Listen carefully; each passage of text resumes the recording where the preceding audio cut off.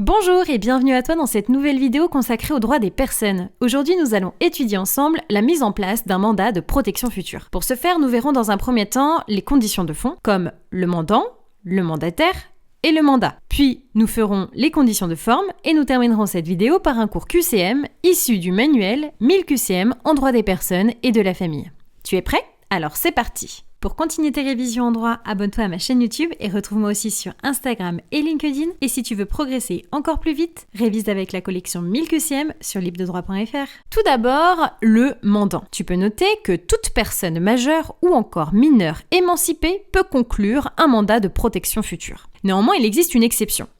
La personne placée en tutelle ne peut pas faire un mandat de protection future. Concernant le majeur sous sauvegarde de justice, il peut conclure librement un mandat de protection future. Pour la personne en curatelle, quant à elle, elle ne peut le faire qu'avec l'assistance de son curateur. À présent, le mandataire. Tu peux noter que le choix du mandataire est libre pour le mandant. Il peut s'agir d'une personne physique ou encore une personne morale. Si le mandataire est une personne physique, il doit avoir la pleine capacité juridique pendant l'exécution du mandat, bien entendu. Donc, il ne peut pas être un mineur non émancipé ou encore une personne protégée. Concernant les médecins et les pharmaciens, sache qu'ils ne peuvent pas être mandataires de leurs patients. Les professionnels du droit, pour autant, peuvent parfaitement être mandataires. Aussi, il y a la possibilité de désigner un membre de la famille ou encore un proche pour être le mandataire. Si toutefois le mandataire est une personne morale, tu peux noter que celle-ci doit être inscrite sur la liste des mandataires judiciaires à la protection des majeurs. Cette exigence permet d'éviter les risques d'abus, comme par exemple les sectes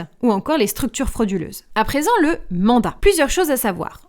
Première chose, la liberté du mandant. Tu peux noter que le mandat peut concerner la protection de la personne ou encore celle de son patrimoine. La protection peut être spéciale ou encore générale.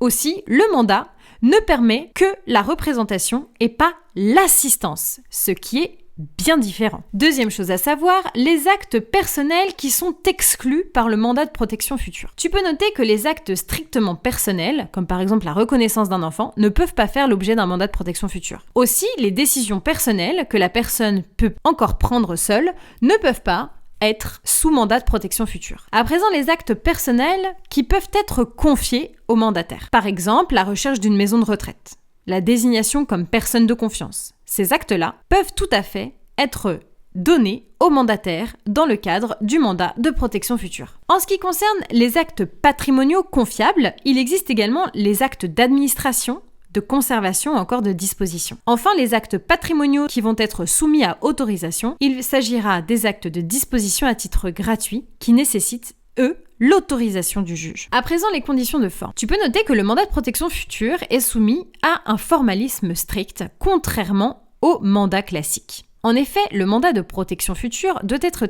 établi soit par acte authentique reçu par notaire, soit par acte sous seing privé, contresigné par un avocat ou établie selon le modèle fixé par décret. Aussi, concernant la forme notariée, tu peux noter qu'elle est nécessaire en cas de mandat pour autrui. Elle reste néanmoins facultative dans les autres cas, mais elle est vivement conseillée. En effet, le notaire éclaire le mandant sur les conséquences de l'acte et il informe le mandataire de ses obligations et de sa responsabilité. Aussi, si le mandat de protection future a une forme sous seing privé, tu peux noter que le mandat doit être alors daté et signé de la main du mandant. Le mandataire doit accepter le mandat par sa simple signature. Enfin, le mandat doit être enregistré pour avoir date certaine. Quelles sont les sanctions en cas de non-respect du formalisme? Eh bien, le mandat de protection future est nul. D'autre part, la loi du 5 mars 2007 ne précise pas s'il s'agit d'une nullité relative ou encore d'une nullité absolue. À présent, je te propose de tester tes connaissances à travers un cours QCM issu du manuel 1000 QCM en droit des personnes et de la famille. À bientôt!